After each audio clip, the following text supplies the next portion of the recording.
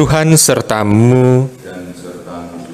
Inilah Injil Yesus Kristus menurut Santo Matius. Pada waktu itu bersabdalah Yesus, Aku bersyukur kepadamu Bapa, Tuhan langit dan bumi, karena semuanya itu Engkau sembunyikan bagi orang bijak dan orang pandai, tetapi Engkau nyatakan kepada orang kecil. Ya Bapa, itulah yang berkenan kepadamu. Semua telah diserahkan kepadaku oleh Bapakku, dan tidak seorang pun mengenal Putra selain Bapa, dan tidak seorang pun mengenal Bapa selain Putra, dan orang yang kepadanya Anak itu berkenan menyatakannya. Marilah datang kepadaku, semua yang letih, lesu, dan berbeban berat. Aku akan memberi kelegaan kepadamu. Pikulah kuk yang kupasang dan belajarlah padaku, karena aku lemah lembut dan rendah hati, dan jiwamu akan mendapat ketenangan, sebab enaklah pikulan yang kuletakkan atas bahumu, dan ringanlah bebanku. Demikianlah Injil Tuhan kita. Terpujilah.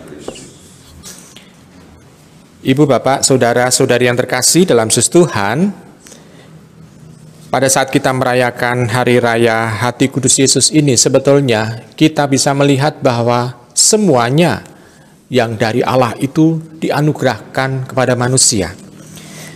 Kita bisa merunut dari peristiwa menjelang Paskah. Pada waktu Jumat Agung, dan kebetulan hari ini juga hari Jumat juga, Tuhan memberikan nyawanya untuk kita. Pada saat Paskah, Dia memberikan kebangkitannya untuk kita pula. Pada waktu 40 hari kemudian, Dia memberikan juga anugerah kepada kita bahwa kita dijanjikan untuk mengalami surga. Tuhan mengikrat ke surga. 10 hari kemudian, Tuhan menganugerahkan roh-Nya kepada kita, yang menuntun kita supaya kita bisa hidup selaras dengan kehendak Allah.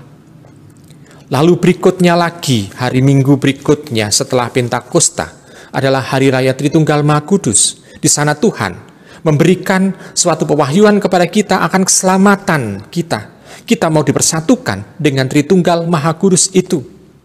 Lalu juga hari Minggu yang lalu, Tuhan memberikan anugerah kepada kita bahwa Tuhan senantiasa hadir di dalam tubuh dan darahnya, dan orang bisa merasakan kehadirannya secara real. Nah sekarang hati kudus Yesus di sana mau mengungkapkan bahwa hati Tuhan sungguh berbelas kasih, mau menerima segala kelemahan kita. Bahkan akibat-akibat dosa yang sudah kita lakukan pun ditanggung oleh Tuhan Yesus. Dan Tuhan Yesus mengatakan, datanglah kepadaku kalian semua yang letih lesu dan beban berat, aku akan memberikan kelegaan kepadamu. Semua beban akibat dosa yang sudah kita lakukan membuat berat hidup kita. Dan Tuhan melegakan kita. Dan Tuhan menggantikan dengan kuk yang dipasang olehnya. Dan Tuhan ikut mengangkat semua penderitaan dan beban-beban hidup kita. Ibu, Bapak, Saudara-saudara terkasih, tujuannya hanya satu, yakni supaya kita semua bisa merasakan dan mengalami kasih Tuhan yang paripurna pada saat di dalam hidup kealam abadian bersama dengan Dia. Ibu, Bapak, Saudara-saudara yang terkasih dalam Yesus Tuhan, itu semua dikatakan oleh Tuhan Yesus, yaitu untuk semua orang yang rendah hati, tidak menggunakan pikirannya secara congkak, tetapi rendah hati artinya mencoba untuk memahami semua rencana Tuhan. Dan orang yang rendah hati itu sebetulnya adalah gambaran orang yang senantiasa mencari dan menemukan kehendak Tuhan, kasih Tuhan itu sendiri dalam kehidupan yang nyata, sehingga dia bisa menyelaraskan seluruh pikiran, seluruh kata-kata, dan seluruh tindakannya hanya melulu untuk menjadi pelaku dari firman dan kehendak Tuhan itu. Kita semua diundang untuk seperti itu, sehingga kalau kita bisa melakukan itu, bukti yang nyata adalah sikap hidup kita lemah lembut dan rendah hati, sehingga jiwa kita pun mengalami ketenangan.